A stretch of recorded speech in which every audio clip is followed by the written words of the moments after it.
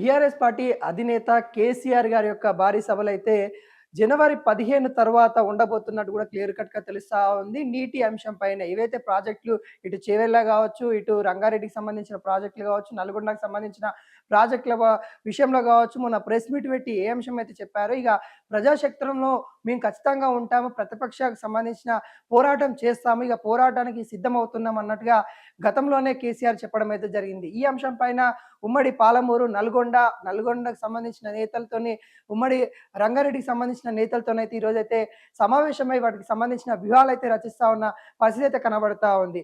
అదేవిధంగా ప్రభుత్వం ఏదైతే స్పెషల్ అసెంబ్లీ సెషన్ ఏర్పాటు చేశారో దానికి హాజరు కావాలా లేదా? ఒకవేళ హాజరైతే ఏ విధంగా ఉంటుంది అంటూ మాజీ మంత్రులకు సంబంధించి వాళ్ళకైతే వాళ్ళ దగ్గర చర్చించి ఈ అంశాలపైన క్లారిటీ తీసుకున్నట్టు కూడా కనబడతా ఉంది. మరి అసెంబ్లీకి వస్తారా రారా అనే ప్రశ్న కూడా ఇప్పుడు చాలా నెటిజన్ల ప్రశ్నలైతే కనబడతా ఉన్నాయి. వాటికి కూడా ఖచ్చితంగా కేసీఆర్ మరి అసెంబ్లీకి రారు అనే సమాధానం బలంగా కూడా వినబడతా ఉంది. ఒకవేళ వస్తే మటుకు వీటికి సంబంధించిన చర్చలు ఏవైతే ఉంటాయో ఆ చర్చలకి మరింత బలం చేకూర్చే విధంగా కేసీఆర్ మాట్లాడితే బాగుంటుంది అన్నట్టుగా బీఆర్ఎస్ నేతలు, ఇటు బీఆర్ఎస్ అభిమానులు కోరుకుంటున్న పరిస్థితి కనబడతా ఉంది. మరి కేసీఆర్ వస్తారా రారా అనే ప్రశ్నకి సమాధానం ఇంతవరకు కూడా దొరకని పరిస్థితి కనబడతా ఉంది. అయితే ఏవైతే గోదావరి జలాలు ఏవైతే ఉన్నాయో, కృష్ణా జలాలు ఏవైతే ఉన్నాయో వాటికి అత్యధికంగా ఇటు ఆంధ్రాకి తరలించుకోబోతా ఉన్నారు. కానీ రేవంత్ రెడ్డి ప్రభుత్వము నిమ్మకు నీరెత్తినట్టుగా ఉన్న పరిస్థితి కనబడతా ఉంది. వీటన్నిటిని మనం ఖచ్చితంగా ప్రశ్నించాలి. అటు కేంద్రము అడగట్లేదు, ఇటు రాష్ట్ర ప్రభుత్వం పట్టించుకోవట్లేదు. తెలంగాణ ప్రజల రైతులకి చాలా ఇబ్బంది అవుతా ఉన్న నేపథ్యం కనబడతా ఉంది. కాబట్టి వాటి రైతుల విషయంలో మనం ఖచ్చితంగా కొట్లాడాల్సిందే అంటూ బీఆర్ఎస్ నేతలకి, మాజీ మంత్రులకి దిశానిర్దేశం చేయడం అయితే జరిగింది. ఈ అంశాల పైన కూడా బీఆర్ఎస్ పార్టీ కొంత సీరియస్ గా ఉన్నట్టు కూడా కనబడతా ఉంది.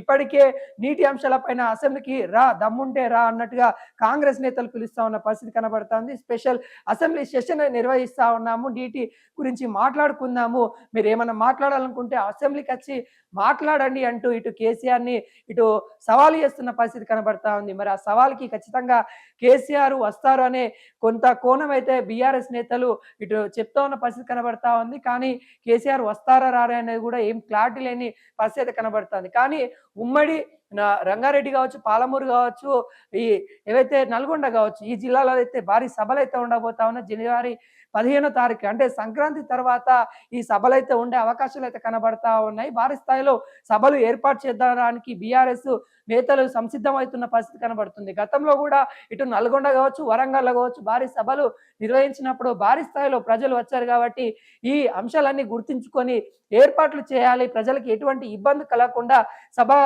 ప్రాంగణము చాలా విశాలంగా ఉండే విధంగా వాటిని చూసుకోవాలి అంటూ కేసీఆర్ కూడా దిశానిర్దేశం చేసినట్టు కూడా కనబడతా ఉంది. ఈ అంశాల పైన కూడా బీఆర్ఎస్ నేతలు కూడా సరే అన్నట్టు కూడా తెలుస్తా ఉంది. బీఆర్ఎస్ నేతలు కూడా వాళ్ళకున్న కొన్ని అంశాలను కూడా కేసీఆర్ దగ్గర ప్రస్తావించడం అయితే జరిగింది.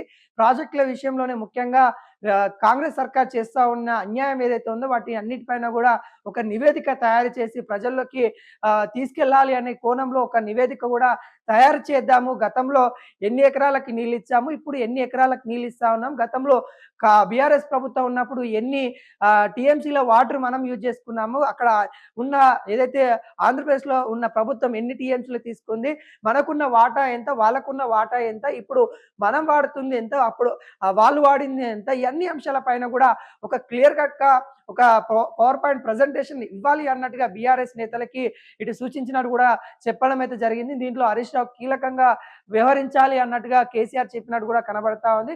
మరి చూడాలి, సభలైతే ఉండబోతా ఉన్నాయి క్లియర్ కట్ గా. జనవరి 15వ తారీఖు తర్వాత ఈ సభలైతే ఉంటాయి. సంక్రాంతి పండుగ అయిపోయిన తర్వాత అసెంబ్లీలో ఎటువంటి పరిణామాలు చోటు చేసుకుంటున్నాయి, అసెంబ్లీ సెషన్ తర్వాత ఈ అన్ని అంశాలపైన అసెంబ్లీలో కాంగ్రెస్ ప్రభుత్వం ఏ అంశాల మీద మాట్లాడుతుంది, అక్కడ నీటి అంశాల గురించి సమాధానం ఇస్తుందా లేదా, ఇవ్వకపోతే వాటిని ప్రజల్లోకి ఏ విధంగా తీసుకెళ్లాలని పైన ఇటు బీఆర్ఎస్ నేతలకైతే చెప్పడం అయితే జరిగింది. బీఆర్ఎస్ నేతలు కూడా వాటికి సంబంధించిన ఏవైతే సభ నిర్వహించడానికి వాళ్ళు బాధ్యత తీసుకున్నట్టు కూడా తీసుకోవడం అయితే జరిగింది.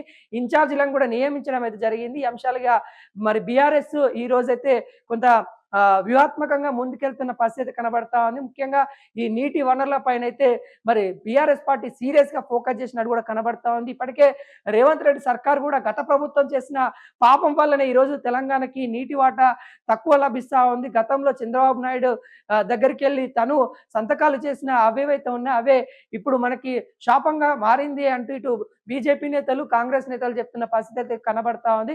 ఏది ఏమైనా గానీ నీటి యుద్ధం రాబోతా ఉందా అంటే అవుననే సమాధానాలు బలంగా వినిపిస్తా ఉన్నాయి. మరి భారీ స్థాయిలో సభలు పెట్టడానికి బీఆర్ఎస్ పార్టీ సంసిద్ధమైతున్న నేపథ్యం అయితే కనబడుతుంది.